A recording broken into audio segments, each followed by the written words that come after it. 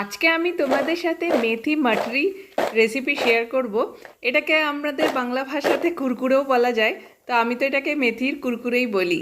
তো আমাদের ওয়েস্ট বেঙ্গলে যেমন এক রাস্তার এই মোড় থেকে ওই মোড় যেতেই যেমন দু তিনটে মিষ্টির দোকান পাওয়া যায়, আমাদের এখানে ব্যাঙ্গালোরে কিন্তু এই মোড় থেকে ওই মোড় যেতে না যেতেই দু তিনটে বেকারি শপ পাবে। আর ওই বেকারি শপে থরে থরে সাজানো থাকে মেথি মাটরিগুলো। আর খেতে কি ভালো লাগে! আর এটার আওয়াজ শুনেই বুঝতে পারছো কতটা খাস্তা হয়েছে। তো তারই রেসিপি আজ তোমাদের সাথে শেয়ার করছি। এখানে মেথিটাকে খুব ভালো করে ধুয়ে নিয়েছি, এক মুঠো মতোই মেথি নিয়েছি। তারপর এটাকে ছোটো ছোটো করে কেটে নেব। এবারে মেন যেটা সেটা হচ্ছে আটার পরিমাণ।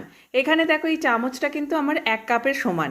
তো 2 কাপ ভর্তি আটা নেব, আর আরেক কাপের মধ্যে হাফ কাপ নেব আটা, আর হাফ কাপ নেব বেসন আর সুজি নিয়ে মিক্সড করে। মানে এটা তোমার 2 চামচ সুজি থাকবে, আর 2 চামচ বেসন থাকবে, আর হাফ মতো এখানে আটা আছে। তাহলে 3 কাপ টোটাল মিলিয়ে আমি নিয়েছি। এবারে পরিমাণ মতো নুন দিলাম, 1 চামচ জিরে, আর হাতে ঘষে একটুখানি মানে 1 চামচ মতো এখানে জোয়ান দিলাম, আর 2 চামচ সাদা তেল দেব। তারপরে এখানে মেথি যেটা কেটে রাখলাম সেই টুকরোগুলো এখানে দিয়ে দেব। তারপর এটাকে একটু জল দিয়ে দিয়ে মাখবো। হলুদটা দিতে ভুলে গেছিলাম, তাই একটু মাখার পর হলুদটা অ্যাড করে দিলাম। কোনো অসুবিধা নেই, হলুদটা মিক্সড হয়ে যাবে।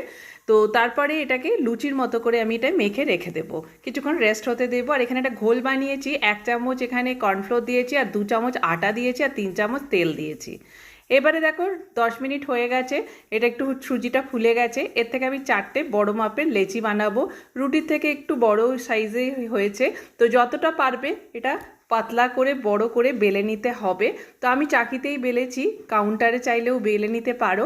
তো তারপরে একবার বেলার পরে কিন্তু ওই যে আটার আমি ঘোলটা বানিয়েছিলাম সেটা একটুখানি এখানে মাখিয়ে দেব। তারপরে আটা দিয়ে স্প্রিঙ্কল করব। তারপর দু সাইডটাকে এইভাবে ফোল্ড করব। তারপরে আবার আটার প্রলেপ দেব। তারপর আবার ফোল্ড করব এইভাবে সরু একটা লম্বা করে, তারপর ছোট বিস্কিটের মতো করব। তারপরে আটা দিয়ে দিয়ে এটা বেলবো। তোমরা চাইলে এই স্টেজেও কিন্তু কাটতে পারো। তো আমি এটাকে আরও লেয়ার আনার জন্য আরও একটা স্টেপ এটাকে ফোল্ড করে নিয়েছিলাম, যেমন ফার্স্টে করেছিলাম ঠিক সেইভাবেই আরেকবার ফোল্ড করেছি। তারপর এটা কেটেছি।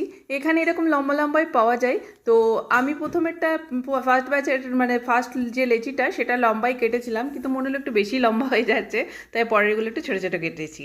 এবারে তেলটা গরম করে নিয়েছিলাম, তারপর একদম লো করে দিয়ে এগুলোকে ভেজে নেব। যেহেতু আটা দিয়ে ভেজেছি সেজন্য কিন্তু এটাকে ভালো করে লালচে করে ভেজে উঠাতে হবে। আর এক্ষেত্রে একটা কথা বলে রাখি তোমাদেরকে, তোমরা যদি চাও তাহলে মেথি শাকটাকে তেল দিয়ে একটুখানি ভেজে তারপরেও আটার সাথে অ্যাড করতে পারো, তাহলে তেতো ভাবটা থাকবে না।